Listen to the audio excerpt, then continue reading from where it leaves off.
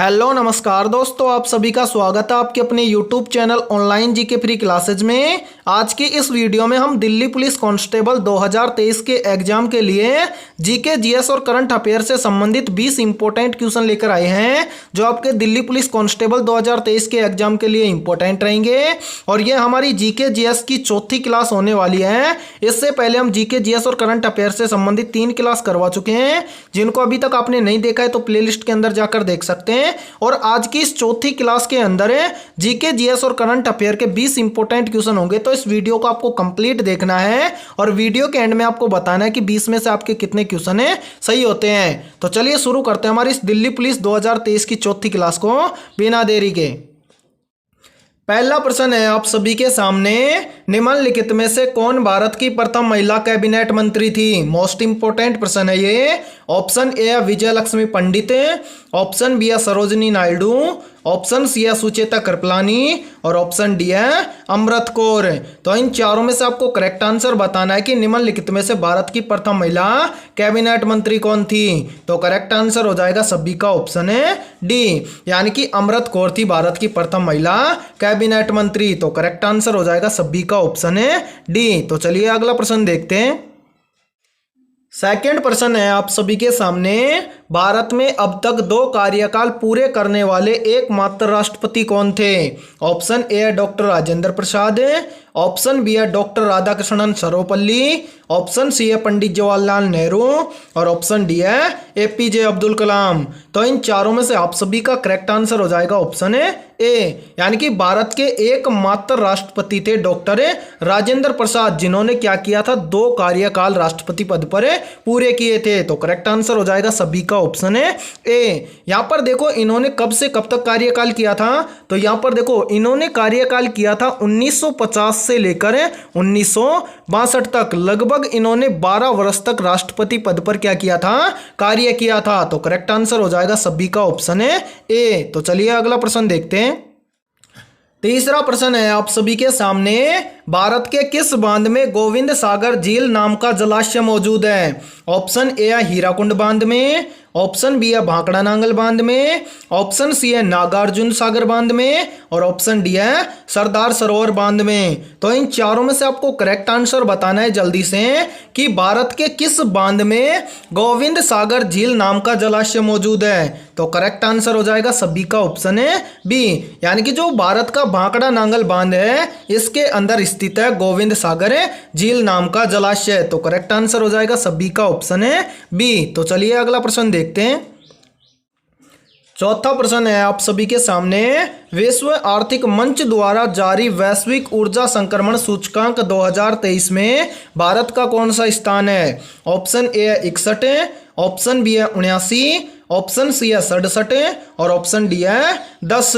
तो इन चारों में से आपको करेक्ट आंसर बताना है जल्दी से इस प्रश्न का कि विश्व आर्थिक मंच द्वारा जारी वैश्विक ऊर्जा संक्रमण सूचकांक 2023 में भारत का कौन सा स्थान है? तो करेक्ट आंसर हो जाएगा सभी का ऑप्शन है सी, यानी कि विश्व आर्थिक मंच द्वारा जारी वैश्विक ऊर्जा संक्रमण सूचकांक 2023 के अकॉर्डिंग भारत का स्थान है 67वां। तो करेक्ट आंसर हो जाएगा सभी का ऑप्शन है सी। अब यहां पर पूछ ले कि पहले नंबर पर कौन है, तो याद रखना पहले नंबर पर है स्वीडन। तो इस प्रश्न का राइट आंसर हो जाएगा ऑप्शन है सी। तो चलिए अगला प्रश्न देखते हैं। पांचवा प्रश्न है आप सभी के सामने, तंत्रिका तंत्र की संरचनात्मक और क्रियात्मक इकाई डैश है? ऑप्शन ए है कंडरा, ऑप्शन बी है नेफ्रॉन, ऑप्शन सी है न्यूरॉन और ऑप्शन डी है एथेरिट्स। तो इन चारों में से आपको करेक्ट आंसर बताना है जल्दी से कमेंट सेक्शन में कि तंत्रिका तंत्र की संरचनात्मक और क्रियात्मक इकाई कौन सी है। तो करेक्ट आंसर हो जाएगा सभी का ऑप्शन है सी, यानी कि तंत्रिका तंत्र की क्रियात्मक और संरचनात्मक इकाई है न्यूरॉन। तो करेक्ट आंसर हो जाएगा सभी का ऑप्शन है सी। और यहां पर देखो पूछ ले कि नेफ्रॉन किसकी इकाई है, तो याद रखना नेफ्रॉन वक्रक यानी कि किडनी की क्या है, इकाई है। तो और इस प्रश्न का राइट आंसर हो जाएगा सभी का ऑप्शन है सी। तो चलिए अगला प्रश्न देखते हैं। छठा प्रश्न है आप सभी के सामने, कर्क रेखा निम्नलिखित में से किस राज्य से होकर नहीं गुजरती है? ऑप्शन ए गुजरात राज्य से, ऑप्शन बी है राजस्थान राज्य से, ऑप्शन सी है त्रिपुरा राज्य से और ऑप्शन डी है असम राज्य से। तो जल्दी से बताओ कमेंट सेक्शन के अंदर इस प्रश्न का करेक्ट आंसर क्या हो जाएगा। यहाँ पर देखो आपसे पूछा गया है कि कर्क रेखा निम्नलिखित में से किस राज्य से होकर नहीं गुजरती है, तो करेक्ट आंसर हो जाएगा सभी का ऑप्शन है डी, यानी कि कर्क रेखा असम राज्य से होकर नहीं गुजरती है। तो करेक्ट आंसर हो जाएगा सभी का ऑप्शन है डी। यहाँ पर देखो याद रखना जो ये कर्क रेखा है ये भारत के 8 राज्यों से होकर गुजरती हैं, जिसमें से 3 राज्य आप सभी के सामने हैं, गुजरात, राजस्थान और त्रिपुरा। 5 को और याद करना, ऐसे टोटल भारत के 8 राज्य हैं जिनसे होकर कर्क रेखा गुजरती है। तो चलिए अगला प्रश्न देखते हैं। 7वां प्रश्न है आप सभी के सामने, वर्तमान में भारतीय वायुसेना के अध्यक्ष कौन है? ऑप्शन ए है मनोज पांडे, ऑप्शन बी है R Hari Kumar, option C है वी आर चौधरी और ऑप्शन डी है सोमनाथ शर्मा। तो इन चारों में से आप सभी का करेक्ट आंसर हो जाएगा ऑप्शन है सी, यानी कि वर्तमान में भारतीय वायुसेना के अध्यक्ष हैं वी आर चौधरी। तो करेक्ट आंसर हो जाएगा सभी का ऑप्शन है सी। यहाँ पर देखो इसका फुल फॉर्म यानी कि इनका पूरा नाम है वी आर चौधरी का विवेक राम चौधरी, ठीक है। और यहाँ पर देखो एक चीज याद रखना, जो ये मनोज पांडे हैं ये थल सेना के अध्यक्ष हैं, इनको भी याद रखना। तो चलिए अगला प्रश्न देखते हैं। 8वां प्रश्न है आप सभी के सामने, वर्तमान में बिहार के राज्यपाल कौन हैं? ऑप्शन ए है शिव प्रताप शुक्ल, ऑप्शन बी है राजेंद्र विश्वनाथ आलेकर, ऑप्शन सी है रमेश बैस और ऑप्शन डी है बी डी मिश्रा।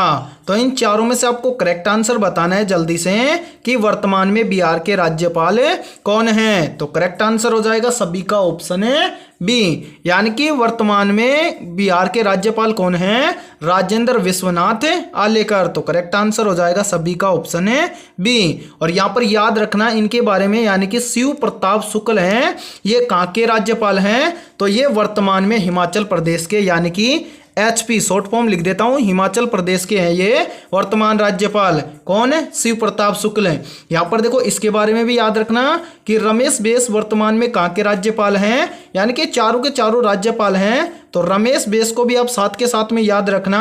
तो रमेश बैस कहाँ के हैं? तो ये हैं महाराष्ट्र के राज्यपाल, ठीक है। और यहाँ पर देखो बी डी मिश्रा के बारे में भी आप याद रखना, जो बी डी मिश्रा हैं ये लद्दाख के उपराज्यपाल हैं। तो करेक्ट आंसर हो जाएगा इस प्रश्न का ऑप्शन है बी, यानी कि वर्तमान में बिहार के राज्यपाल हैं राजेंद्र विश्वनाथ आलेकर। तो चलिए अगला प्रश्न देखते हैं।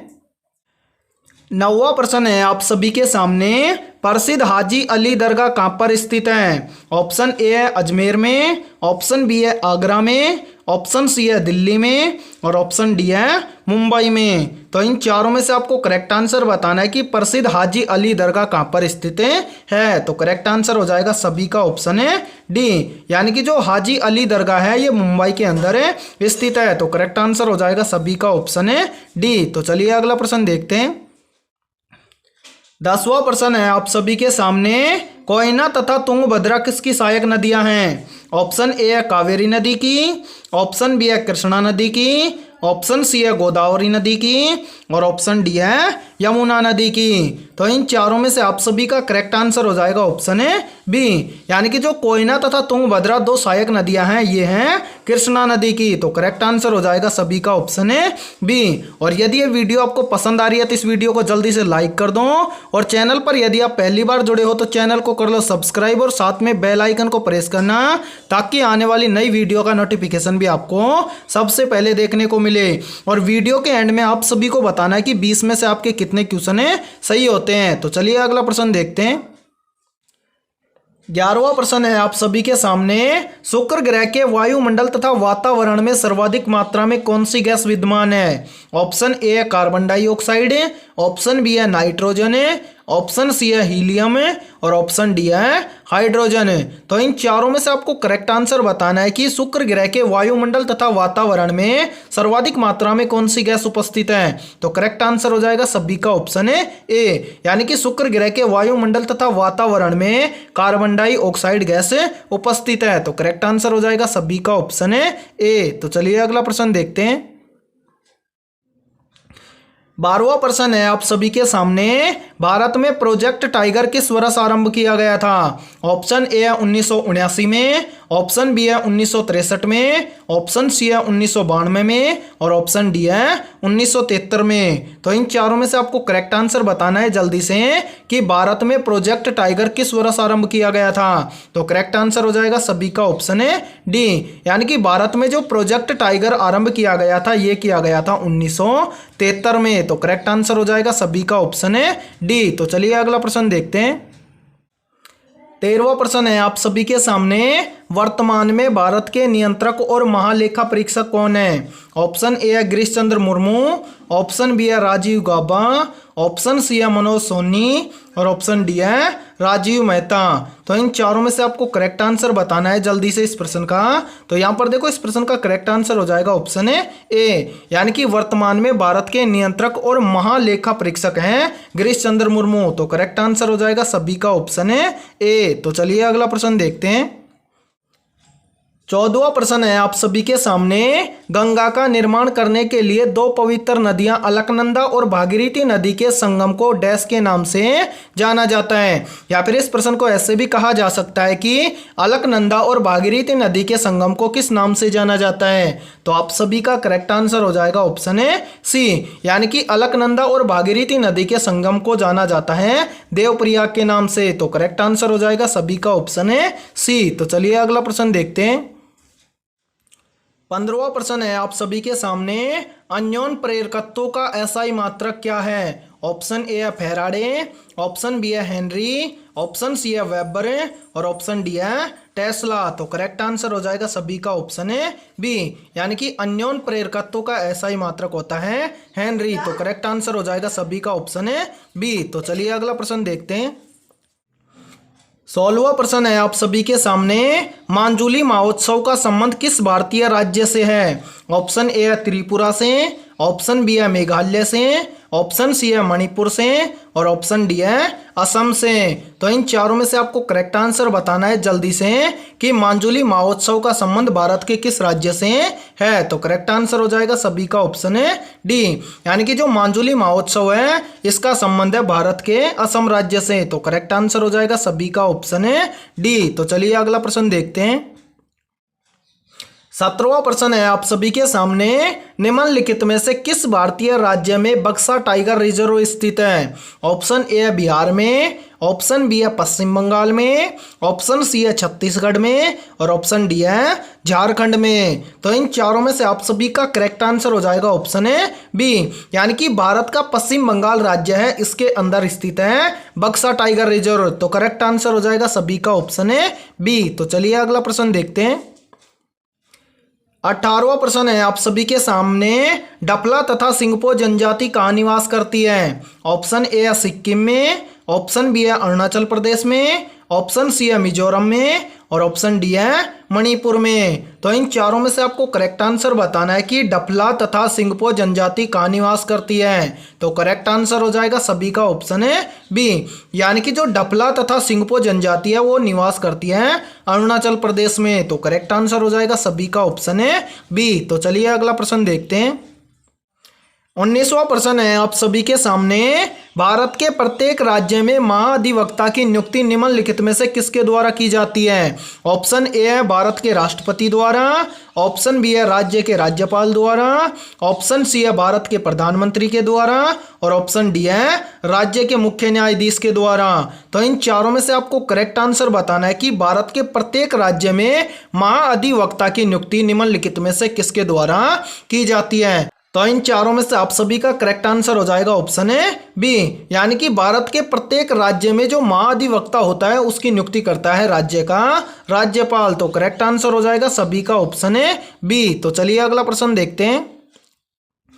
20वां प्रश्न है आप सभी के सामने, प्रत्येक वर्ष कारगिल विजय दिवस कब मनाया जाता है? ऑप्शन ए है 26 जुलाई को, ऑप्शन बी है 7 अप्रैल को, ऑप्शन सी है 24 अगस्त को और ऑप्शन डी है 6 मई को। तो इन चारों में से आपको करेक्ट आंसर बताना है कि प्रत्येक वर्ष कारगिल विजय दिवस कब मनाया जाता है। तो करेक्ट आंसर हो जाएगा ऑप्शन है ए, यानी कि प्रत्येक वर्ष कारगिल विजय दिवस मनाया जाता है 26 जुलाई को। तो करेक्ट आंसर हो जाएगा सभी का ऑप्शन है ए। तो आज के इस वीडियो में इतना ही। वीडियो पसंद आई है तो इस वीडियो को जल्दी से लाइक कर दो और चैनल पर यदि आप पहली बार जुड़े हो तो चैनल को कर लो सब्सक्राइब और साथ में बेल आइकन को प्रेस करना ताकि आने वाली नई वीडियो का नोटिफिकेशन भी आपको मिल सके।